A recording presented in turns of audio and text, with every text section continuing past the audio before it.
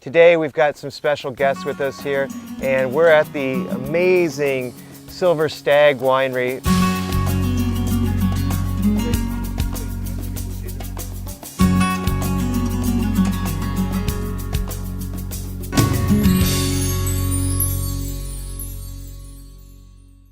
Harry Parsley, whose wine we're going to be tasting in a few minutes, and also with Tim Parsley, and Tim's got a different little brand, and that's called Sparrow Hawk, and we're going to be tasting through these wines. But I just wanted to do a little introduction to you two. It's nice to see you again, Harry and Tim. I've worked with these two for quite a while. Harry was big with Buena Vista wines in the old days, and we used to do a lot of great events together and eat a lot of great foods and drink a lot of great wine. That's why it's always a pleasure to see you. It's my Harry. pleasure. My pleasure, sincerely. It's great to see you again. Definitely. And Tim and I, we've drank a lot of great wines too, and it's always that kind of pursuit of what's the hottest trend right now. Right now we're in Napa Valley. This is the Parsley Vineyard right behind us. This is an estate vineyard, and that's where the stags, the Silver Stag comes from.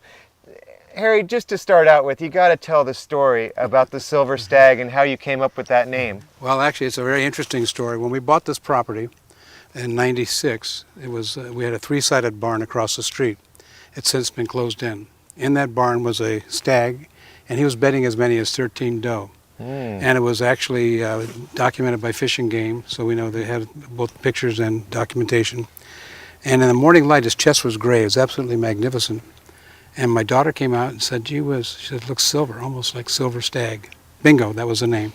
And then, of course, from there we went out and talked to folks who had any kind of stag in their name to make sure it was okay and that they didn't have any problems. And we, at that point, then registered the name, trademark. Tell everyone, I know where we're at, but here we are in Napa Valley, but we're in kind of a special part of Napa Valley. Maybe you can tell everyone where we are is positioned. You know, that way, I'll tell you, is Calistoga, but it's a ways that way. Yeah. That way is Napa. So what is this behind us? It's kind of interesting. The Vaca Range, which is behind us here, runs the entire east side of Napa, and it is a spectacular range, has a lot of volcanic activity in its history.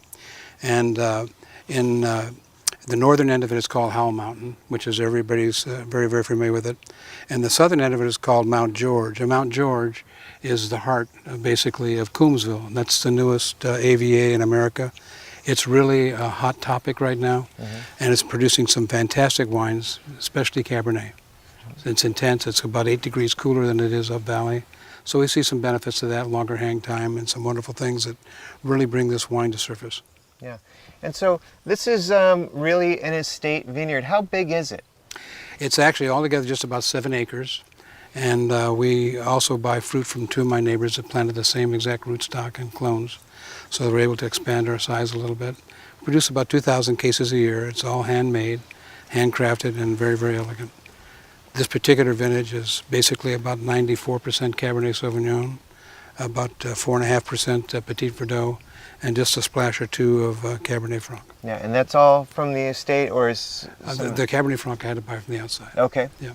But that Petit Verdot's from here? Right from here. All right, yeah. All right. So what is, you know, we're looking up, there's mountains up there, might even be another one of those silver stags running around up there. It's a little rugged here. What makes this a great place for growing Cabernet and other varieties?